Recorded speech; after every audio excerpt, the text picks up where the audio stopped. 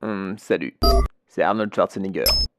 Tu as dû me voir dans des films très connus comme Calidor ou Le Contrat. Pense à t'abonner maintenant, car tu risquerais d'oublier, et tu commettrais là une monumentale erreur.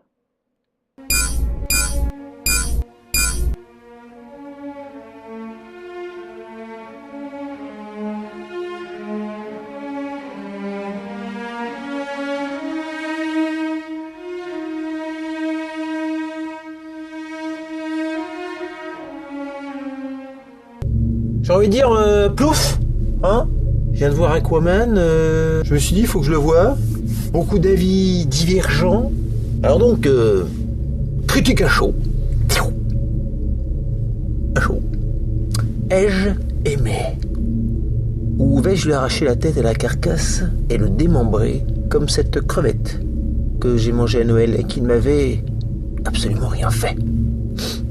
Le héros d'ici dont je n'attendais rien. Bah c'est nul, le mec il respire sous l'eau, il nage, ouais. Bon, c'est la petite sirène avec des pectoraux quoi en gros. C'est Nemo mais avec un All Blacks. Le genre de projet, tu sens que ça va se casser la gueule. Enfin que ça va tomber à l'eau plutôt. Verdict ?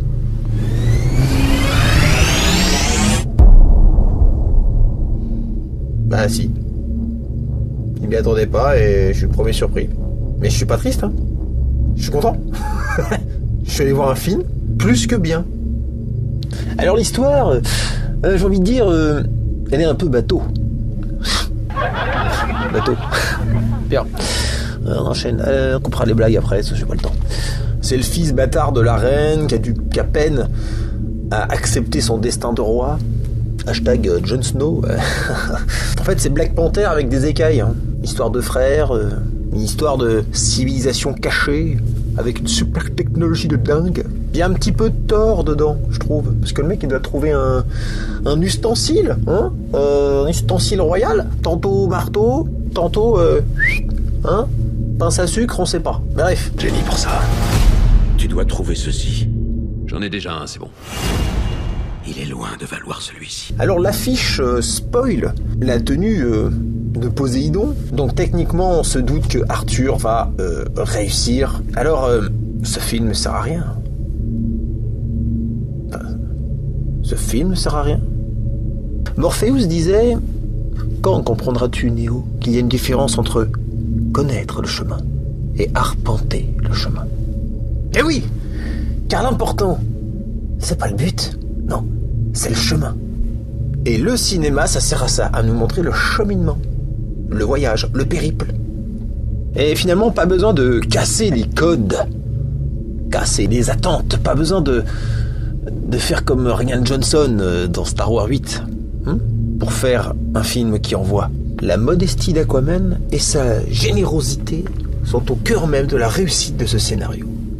On est d'accord, c'est bourré de clichés. Il y a des ficelles, quoi. Et il y a des incohérences. C'est pas parce que j'ai aimé que je ne vais pas les relever. Alors je vais quand même le faire. Elles sont pas gênantes. Et elles sont finalement assez rares, comparées à certains films. Je trouve que la finitude de la réalisation d'Aquaman nous fait oublier les facilités d'écriture. Je me suis laissé emporter dans le torrent du récit. On pourrait se demander effectivement pourquoi Mera emmène Arthur illégalement dans Atlantis pour lui présenter une carte et lui dire qu'il faut qu'il trouve le trident.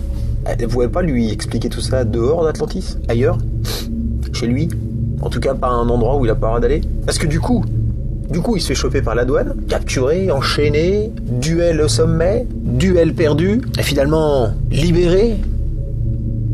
Vous me connaissez, c'est ce que j'appelle un accouchement d'histoire au forceps. C'est-à-dire qu'on crée un événement qui normalement ne devrait pas avoir lieu pour que ça enchaîne plein de trucs et bref. Bon, j'en reconnais effectivement, j'avoue. Et puis d'ailleurs, pourquoi quand ils s'évadent, des petites choses qui me gênent moi dans une histoire, mais pourquoi quand ils s'évadent avec les vaisseaux là, sous l'eau, ils se font poursuivre par la police en fait de Atlantis, et les mecs ils les canardent en pleine ville. Puis comme ils les ratent, ça défonce plein d'immeubles. Ils ont le droit de faire ça? Enfin je veux dire, ils sont cons ces flics ou pas en fait?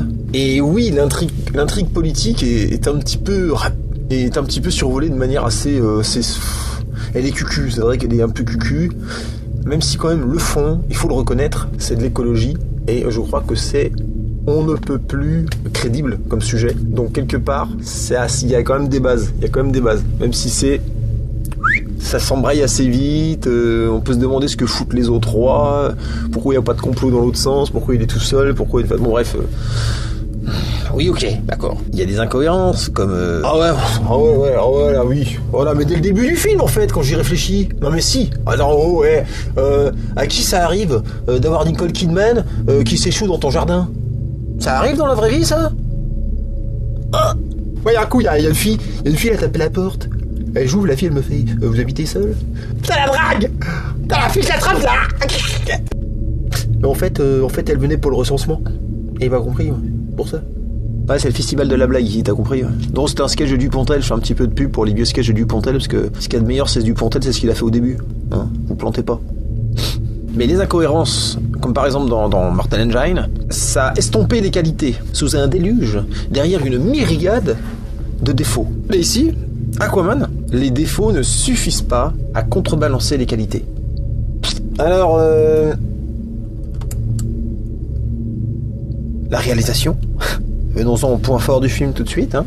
Je pense que la réussite d'Aquaman tient beaucoup à la réalisation. James Wan, le mec fait ce qu'il veut avec une caméra.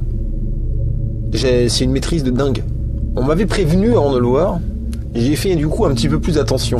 Mais même sans faire attention, le gars, plan séquence, les cuts, c'est hyper dynamique, c'est un truc de déglingo. Franchement, rien que pour ça, faut voir ce film. Je sais pas ça va être quoi l'avenir de ce mec, mais à mon avis... il maîtrise tout et tout mieux que les autres. Rien que la scène du début avec Nicole Kidman.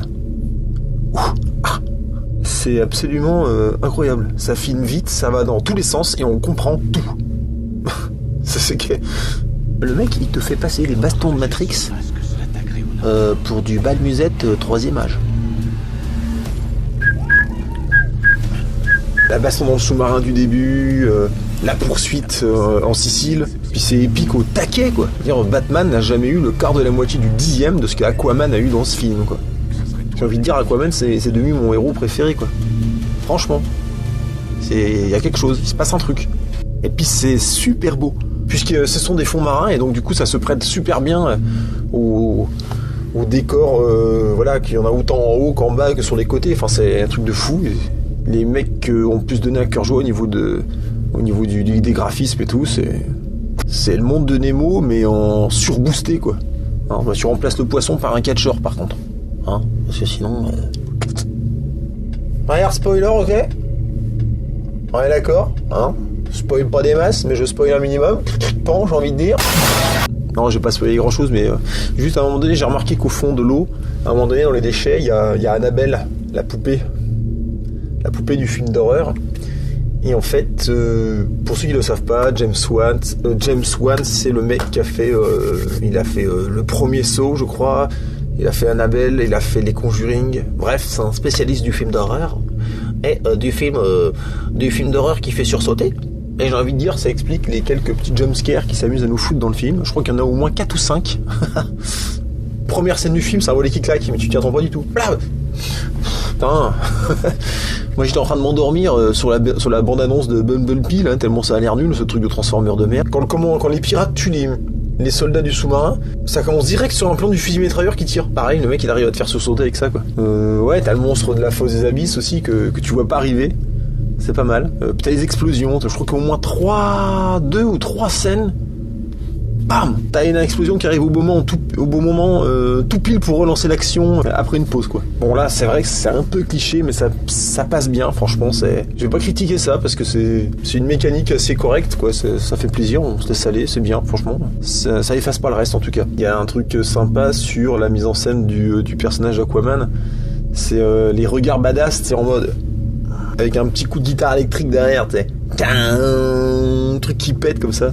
C'est kitsch, mais ça... Franchement, c'est classe. Il y a l'armure du soldat Black Manta, à un moment donné, avec une grosse tête comme ça, qui a choqué les gens. Ils ont dit que ça faisait Bioman. Moi, je trouve que ça fait fun, au contraire, ça passe. Ça empêche pas l'histoire de fonctionner. Après tout, c'est peut-être plus réaliste que les autres, finalement. Parce que vous voyez, comment faire tenir des lasers dans un casque si tu grossis pas un peu le truc? En fait, le casque est cohérent, pour une fois. T'as la scène de la fosse, gros. Oh, la scène de la fosse, quoi. Et tout le monde en a parlé, pour pas la spoiler, mais c'est un plan de coupe avec le ciel. T'as le bateau avec le niveau de l'eau, puis t'as l'eau en dessous, quoi. Et il plonge. Puis tu vois tout ce qu'il y a à voir, mais franchement, ça le fait. C'est une affiche, franchement, tu la mets dans un musée à côté des tableaux de Jérôme Bosch. Hein. Puis il y a que l'eau qui peut procurer ce frisson des abysses, quoi. Tu peux pas le retrouver ailleurs. Il y a de l'humour, hein, mais l'humour est bien dosé. Faites pas les couilles comme dans Marvel, tu vois. Ils ont bien écrit le personnage d'Arthur. Il est juste un peu gros lourdos, pas de trop. Hein, il est un peu con, mais pas de trop. Il sort pas des répliques tous les 2 minutes pour faire des tes petites vannes pourries. Pas de trop, voilà, bien dosé quoi. La musique est très bonne. Elle renforce vraiment tous les passages du film. C'est la première fois que je fais vraiment attention à ce qui se passe au niveau musique. D'habitude, je zappe un peu. D'habitude, ça meuble. Mais là, c'est du bon, franchement. Il y a d'ailleurs un passage quand ils arrivent à Atlantis. C'est une ville qui est faite de lumière et beaucoup de lumière dans cette ville. Et ça fait penser en fait à un passage de Tron Legacy avec la musique de Daft Punk. C'est exactement pareil, quoi. Bande originale que je conseille. Tron Legacy de Daft Punk, franchement, c'est à posséder et à mettre à côté de celle de Conan de Barbare et de Dracula. Non, je rigole pas, franchement. Alors, qu'est-ce qui m'a plu d'autre ? Il y a des scènes vraiment qui l'ont fait. Notamment en vrac, hein, le baiser, par exemple. Quand ils s'embrassent sous l'eau, franchement, la caméra elle tourne autour pendant que c'est la guerre avec des lasers, c'est un truc de fou, quoi. Du niveau esthétique, ça me fait penser au générique de Joyce et des Conquérants de la Lumière, quoi, le dessin animé, quoi. Là, franchement, c'est bien fait, toi. Autant ils ont fait ça dans les Gardiens de la Galaxie, il n'y a pas de plans qui m'ont marqué, mais j'essaie de m'en souvenir, peut-être j'en trouverai un. Mais là, ce plan-là, je vais le garder en tête. Il est simple, il est beau, quoi. Mais il est vraiment fort, ce mec. Par exemple, la scène du retour de la mère, Nicole Kidman, moi, je me suis douté qu'elle était pas morte. Mais précisément, à ce moment-là du film, je ne m'attends pas à la voir arriver. Et je trouve que, je ne sais pas si c'est tout le monde s'est fait avoir comme moi, mais moi, à ce moment-là du film, je ne pensais plus à elle. Parce que je sortais de la baston avec les trucs, j'étais dans un autre délire, quoi. Donc je trouve que c'est plutôt bien joué de nous avoir un petit peu désamorcé la personne avant qu'elle revienne. C'est un setup payoff de l'être qui a disparu et qu'on sent qu'il va revenir. C'est un classique, mais ils l'ont bien joué. Ce film ne révolutionne rien, mais il fait bien les choses. L'exemple tout con, c'est quand il ressort donc avec l'armure de Poséidon, qui ressort de la chute d'eau, quoi. Le mec il débarque comme ça. Bon, c'est simple comme plan, mais c'est super bien réussi dans le film là. Il l'a réussi 100 fois mieux que dans d'autres films. Comme exemple, franchement, hein, le retour de Thor sur Terre dans Infinity War. Quand il récupère le Stormbreaker, Bifrost, bam, il arrive sur Terre. Thor, le retour, tu vois. C'est vrai que ça fait plaisir. Je suis sûr que James Wan aurait fait un meilleur boulot. Parce que je vois comment la simple apparition d'Aquaman à travers l'eau, elle est toute bête, hein. Il passe dans l'eau, puis il arrive, coucou, c'est moi. Bah ça défonce. J'ai kiffé 100 fois plus qu'avec Thor qui revient. Il y a un Kraken dans Aquaman. Un Kraken, c'est... D'habitude, les grosses bêtes en CGI, ça m'emmerde. Franchement, voilà, il y avait eu une grosse pieuvre dans Solo, dans l'espace, une pieuvre de l'espace, parce que ça fout là, mais bon. Elle était bien faite, mais elle était vraiment sous-exploitée, c'était un peu dommage. Quand tu chevauches un requin blanc, bon, déjà, c'est violent. Mais quand ta monture, c'est un Kraken, là, c'est d'une brutalesquerie à la démesure aussi épique que ravageuse. Et j'aime bien aussi la fin. Bon, la fin, voilà, il tue pas son frère. Il y a une espèce de force, quand même, une espèce de moralité. Le mec pardonne, c'est pas le gros connard. Et je trouve que ça, c'est un super-héros.